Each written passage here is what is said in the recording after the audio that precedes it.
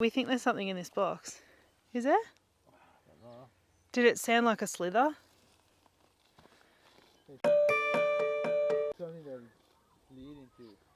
It's probably just a lizard. Probably. You want to like...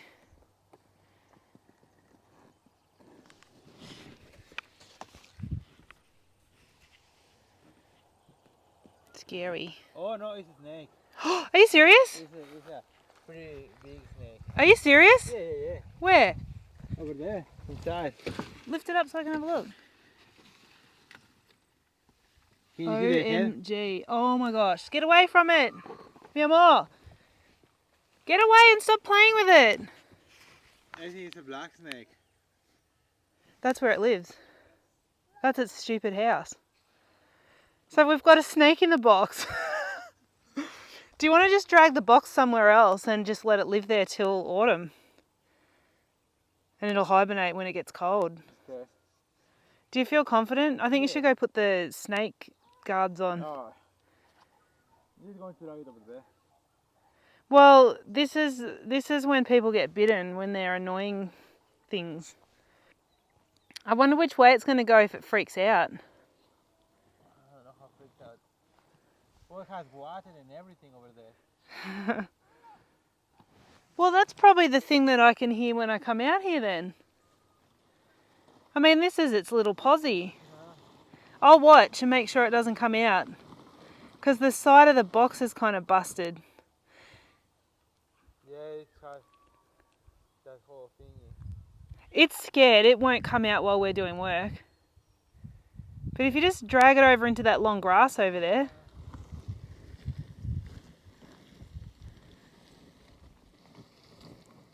It'll be so upset now though.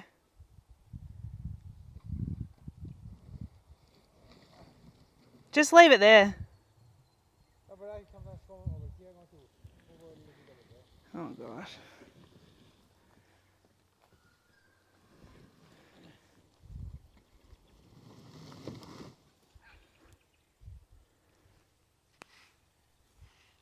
How's that? Is that over here? Lucky we didn't just pick it up and tell the kids to come out here. Move those boxes around. But We've just had a snake in a box and Moroni's just moved it across the paddock. We're out here filming our soil experiment. So we've got the 4 different ideas. So we've had, what did we do? We did a straight into the ground Yeah. with a tractor. Why did we stand back? It makes me look so huge. With a tractor. With cardboard. We did the no dig with the cardboard. We've done the raised beds and we've also solarised some grass, which we hope is solarised. But in the meantime, we just found a snake in a box. So now we're a little bit on edge. Anyway, I'll set up the camera and we'll take the cover off this patch that we solarised. Yeah, sounds good. Well done, brave husband. No problem.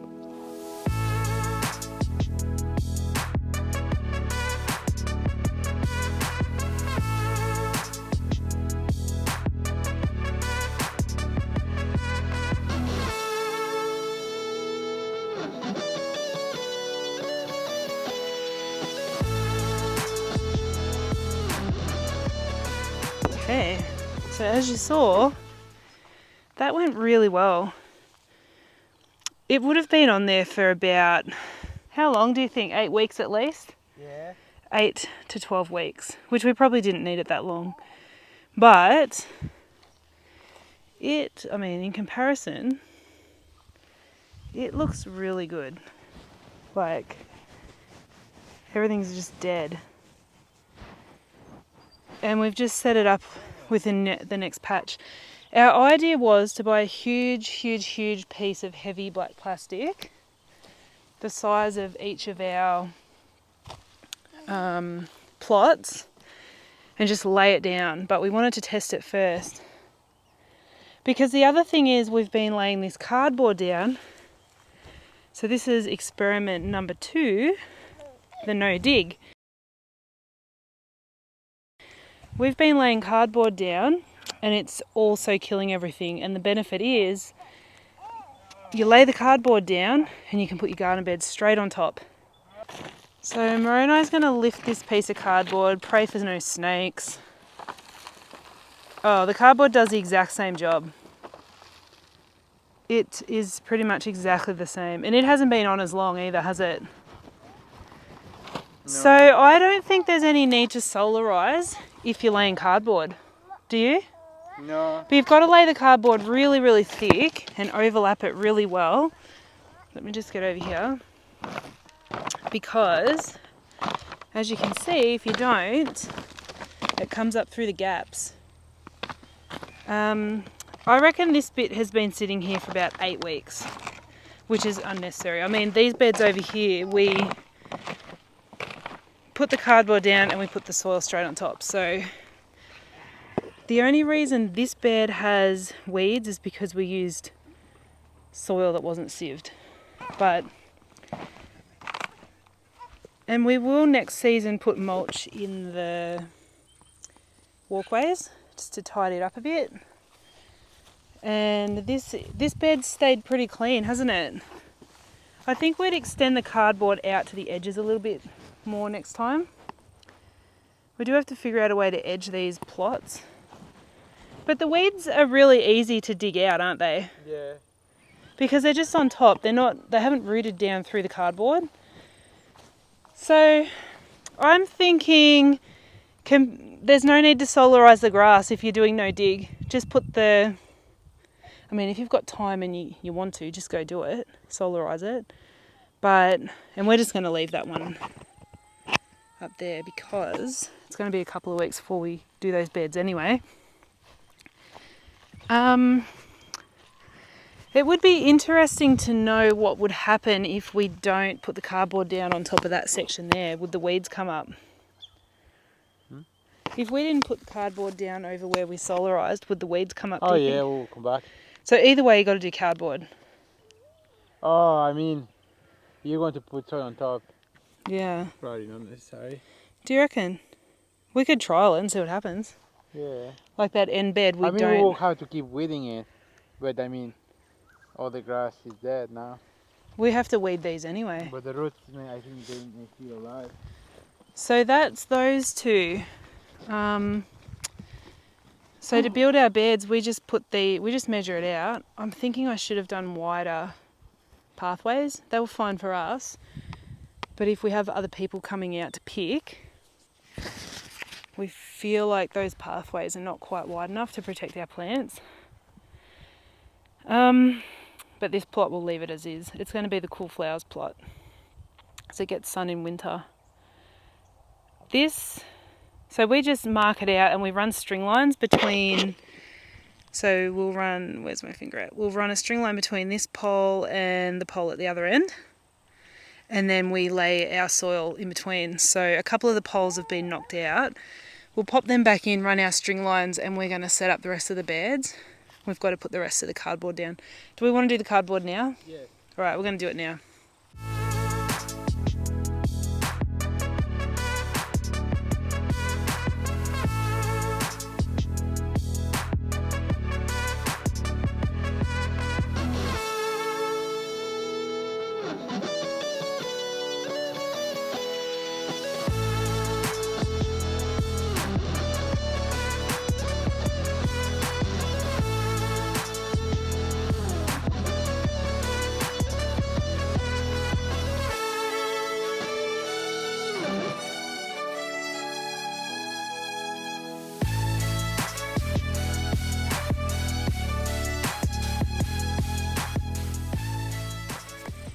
So we don't have enough, which we knew, but anyway, we've got enough to get like maybe 1.5 rows.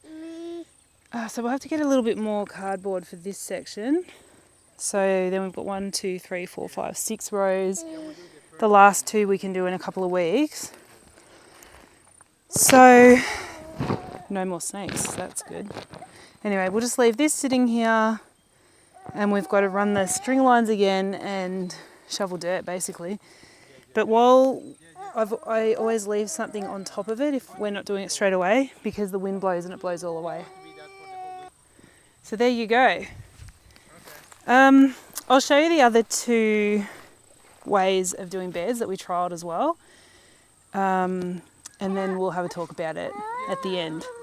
So I'll head over to the other paddock and show you the beds that we created with no weed suppression. We just either dug straight into the soil and planted in it, or we dug straight into the soil and just added a bit of extra stuff and planted in it. So I'll take you over there now.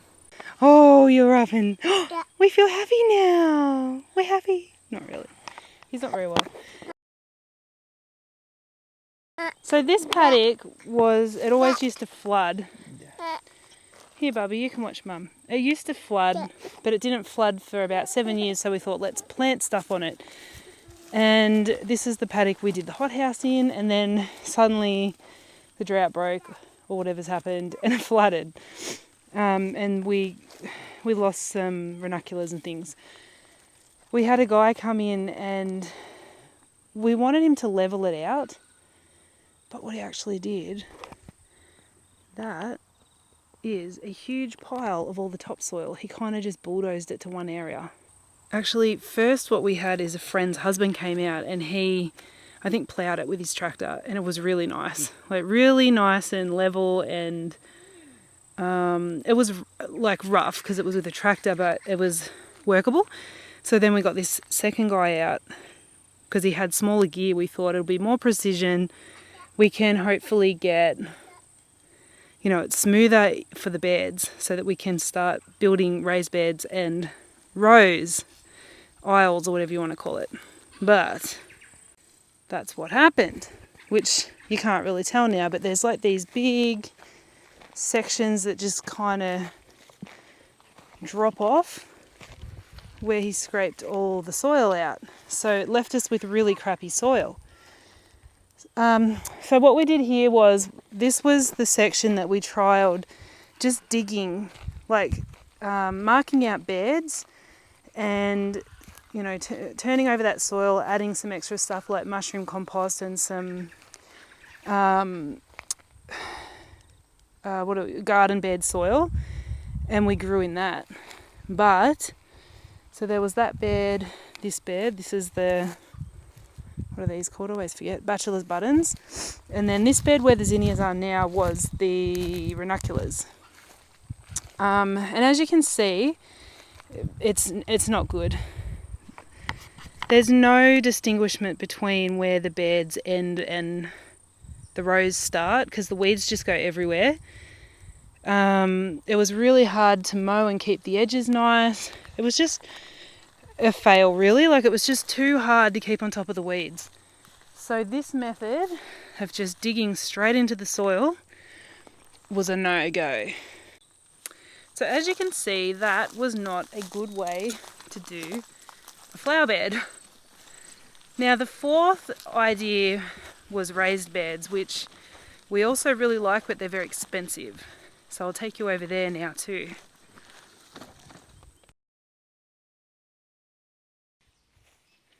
Okay, we're back. And if you've been watching us for a while, you have seen this garden bed over and over and over and over. So, but I'll talk you through what we did and kind of how much it costs and everything, because it is a good option, but it's just so unobtainable for a lot of people. And look, I've got my mid-season hat on. My friends have been seeing this hat for like over 15 years because I can't find a replacement. But, for me, it's wide brim hats in the summer, and then I wear this in the mid-season, and I wear a beanie in the winter. I have very fair skin, so I have to keep it covered. So I'll flip this around and we'll get cracking on this. This is the house patch. So it's the one, I'll just spin this around, pretty close to the house. So it's pretty easy to look after. We can run out. This used to be the old veggie patch.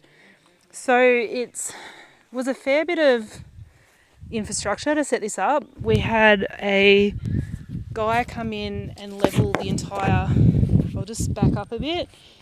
We had a guy come in and level the entire area. And then we measured everything out and put in so these are concrete sleepers and metal retaining posts. So those posts are all these posts here are all concreted in, and the beds, the concrete was then slipped in.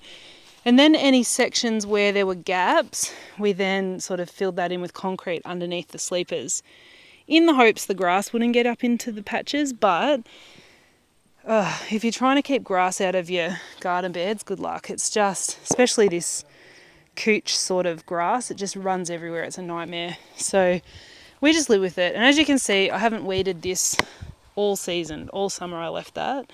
So that just makes the problem worse. But if you stay on top of it, it never really gets too bad. Like, these are the garden beds. I've just kind of been picking at them like every month or every 2 months. So I'll just come up into the shade. So these raised beds are probably, they're probably my favourite just because they look neat and tidy. And they're easy to weed because you don't have to really get down on your hands and knees. You can just sit on the edge. So we've turned, our veggie patch is the same as this, and all of our garden beds are now created to be 12 metres long by 1 metre wide. So every piece of equipment that we have, I don't know if equipment's the right word, but everything we have fits every single garden bed now. All of our hoops fit everything. And this will be really hard to see up here, but we've got the wire flower support here. They fit every garden bed. And we also have runs of plastic and runs of bird net that are cut to length. I think they're about, they must be about 13 or 14 metres long each piece. So when we go to the shed, when we need something for a garden bed, we think, oh, it's going to frost tonight, or whatever's going on, or the birds are getting this. We can go to the shed, grab, I think we use about 14 hoops, and we grab the plastic or the bird net and we just cover it. It just makes it really easy if everything is the exact same size, except for those square beds, which we might be moving. So just in keeping with keeping everything really easy. So I really love the raised beds. The massive downfall of them is they are much higher maintenance than no dig. And I've watched Charles Dowding, and I've noticed that he pulls out his raised beds. I don't know, in the last couple of months pulled out another one as well. Because you have to edge them. One of the reasons the grass grows up into them is if you haven't edged it and the grass gets too long and then it trails in. It also comes up under as well. We're going to try to solarize some of them as well and just see what happens with that. They are kind of versatile. I'll take you down to the veggie patch and show you what we're going to do down there as well. Like if you do choose to do raised beds. But yeah, the maintenance is much higher. We call it whipper snipping. I don't know what it's called elsewhere, but where you edge and you cut away the grass from the edge of something. You really have to keep on top of that. And it's just an expensive process. Like this area here, we got those sleepers really cheap.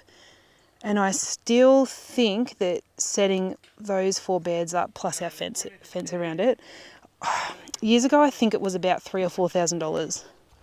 So I don't know if that sounds right now I've said that, but it was in the thousands anyway. Like to set all this up, we had irrigation up to each bed as well, which has to be redone.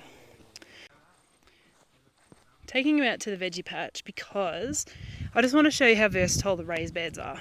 They're also really easy to get the hoops into because you just poke them down the side. So whereas with the beds out in the paddock with the no dig, you have to set up some kind of staking system to put the hoops, to slot the hoops onto to get them to stay there. And I am doing a video about how to set up a really easy grow tunnel, and I'll show you how to set up the hoops that way. I'll just flick this around. So here's the veggie patch. It's a bit easier for us to keep on top of the weeds out here because it's right outside our window, our lounge window. And the kids play, so I just work on it. But to talk you through an idea, like this patch, those sunflowers will be finished soon. And we're going to pull them out, obviously. But we're actually going to, we've got, in addition to having the weed mat and the plastic, the clear plastic and the bird mesh, we've also got black plastic sheets that fit everything. So we are going to cover this bed in black plastic just to kill everything off underneath, like the grass and everything and the weeds, because you can see it's here. And we've got, we eat this one. This is a weed that's called, I have to put it up on the screen, I can't think right now, but we eat it. Moroni makes taco filling with it, and it is delicious, but it grows everywhere and we don't particularly want it in our garden bed. So we're going to staple down black plastic to the edges and just cover this. See what I mean? It just grows everywhere.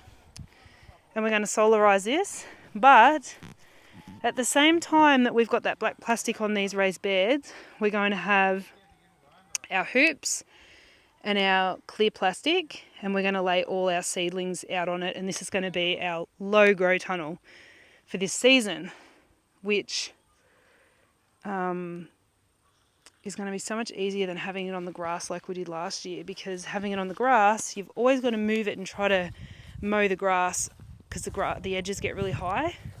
So that's that. And then this is another one that's just in progress. It's just a short one.